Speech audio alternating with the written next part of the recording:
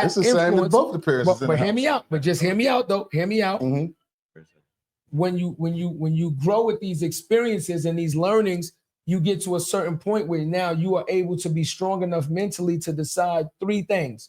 One, can you acknowledge the situation that you're in? Two, when you acknowledge it, do you like it or do you dislike it? And three, if you don't like it or you like it, do you continue to do so or do you move on? That's the problem where the disconnect happens, right? Perfect example. I was raised by a single mother. I don't know what marriage is. I don't even know what being a fucking father is because I never had a father to show me how to be a father. But be clear, I got two boys, and my youngest son, my oldest son, he's 23. I've had custody of him since he was 1.5. So I've been a single father for fucking. You understand? So I've become something that I wasn't even trained to be. You understand what I'm saying? Because I don't think no parent actually trains a kid to be like them. No way. So they're gonna do what a parent. All that stuff. I'm talking about reality. A parent gonna goddamn it do what? Provide shelter, food, talk to him, help you get education and this and that. You're gonna get to a certain age of life, they're gonna expect you to get up off of your ass and go do it yourself. Okay. So it don't matter if it was the mama, the daddy, or both of them. At the end of the day, at a certain age, the single mama or the mama that's married to her husband, they're gonna want you to leave the nest and go do you anyway. Let me present this to you. Let me tell you what subconscious programming is. If you get up every single day and you live in poverty and you don't see your mother go to work, you're a child, 4 or 5, whatever the case. You're a child. You're a child. Every day you grow up, mommy or daddy, doesn't matter, doesn't go to work, but you see them keep this house. You see them put food on the table, but you never see them go to work. What you don't develop is work ethic. If they don't keep the house clean and you grow up in a disorganized house or a filthy house, then you never develop organizational skills and things because that becomes your norm. It's like training a fish. I didn't learn that at home. But hold on, hear me out though. But it's like training a fish to understand what water is. How do you understand what water is when you are raised in water? Do you understand what I'm saying? You can't understand that at a certain level until you become subconsciously strong enough to understand what you're going through. You understand what I'm saying? Subconscious programming, like I said, if you were a child and you were born in a Chinese family, you wouldn't even speak fucking English. You wouldn't even know you were black. You would speak Mandarin or whatever. That's adapting to your environment. That's anything. But that could be an animal. But you missed it. If a monkey get raised with a bunch of tigers, I'm glad you said that. Human beings are what? Human beings are what? We are mammals. We are. Thank you. So what you just said is absolutely correct. That didn't disprove my point. That proved my point. We are mammals. We run in packs. We learn from societal provisions in our society. Our habitat. We learn from That's what I'm saying to you. So before you understand that you're a black man, and before you become 6 feet or whatever, you are destined to become genetically. If you're raised by a Chinese family, you speak whatever language they speak, whatever ideology they have, and et cetera, et cetera. That's what I'm saying. That is called subconscious programming.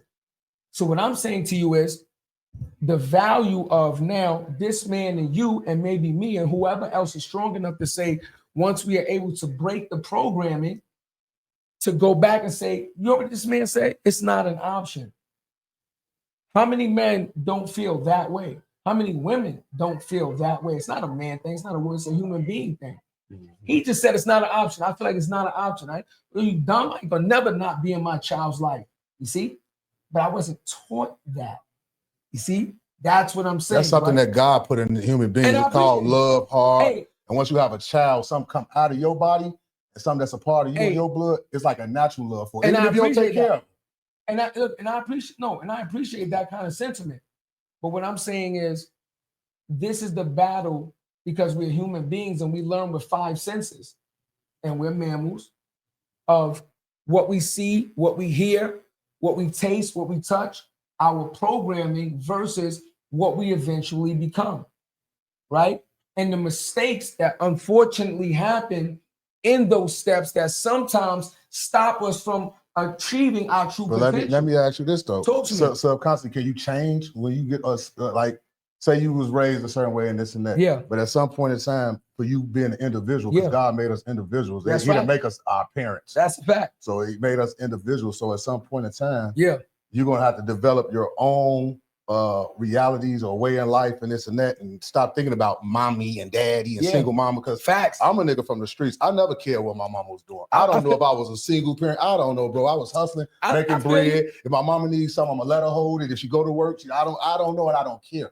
I was already a man because I got raised by some different shit, some men. You know what I'm saying? So what I'm saying. A daddy was like, nigga, what's the daddy? Like, no, I'm getting taught organizations of structure. Right. And a lot don't top that. Right. You know what I'm saying? What we learned. You know what I'm saying? But that's the beauty of it. See, the beauty is in the experience.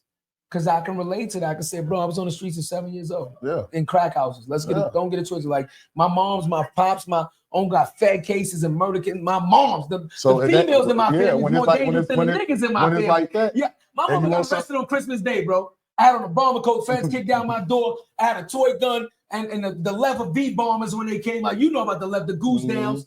And the feds almost blew my head off because I'm playing with a toy gun because they kicked the doors down. I don't know what the fuck I'm in a crack house. This is what I'm talking about, right? That's the. But you ain't. But this is what I'm talking about. Talk to me. And you was in the crack house and your mom and them. That's a fact, bro. That's a fact. Where you at now? I'm here talking to you. So subconsciously, that shit ain't had no effect on you. It had a lot of effect on me. Well, it affect you in a positive light though, negative. Because if it was negative, you wouldn't be where you was at. That's not true. It held you back. Nah. Did it hold you back? It did though, and let me tell you why. So tell us how you got to this point. I got in trouble a lot, bro. He might have had somebody in his life to shift. There it is. Yeah, that's what I'm trying to get to that point. What was the shift? So my cousin that left, you know what I'm saying? His uncle was one of my, like, let's say early mentors before I understood what a mentor was. They put bets on me I would never live to see 18. That's the kind of kid I was. Yeah. You understand what I'm saying? Me too. I was wilding, bro. You feel me, right? So, you know, like I said, it took me 3 elementary schools to graduate elementary school. I started getting kicked out of schools in the 4th grade for attempted. You understand what I'm saying? Like, I was that kid. Yeah. And I was only this big. Yeah, I was like a Tasmanian fucking devil. Because that's all I understood. You understand what I'm saying? I'm telling you, I made it through, like you said, the grace of God. There was something in me that I wanted to be better. But you know what I didn't know? How to be better, bro. I didn't know how to be better. That's why this platform is dope, because when we get individuals come here and say, I was successful, but I made mistakes. These are the mistakes I made. Success is not linear. Look at the mistakes I made. I had goods, I had bads, I had really goods, but I had really fucking bads. This is what our culture needs to hear. Because if they only see people that come out and look like they were successful overnight and they don't understand that success is a journey, then they believe that shit and they start doing a lot of stupid shit to shortcut the path to success.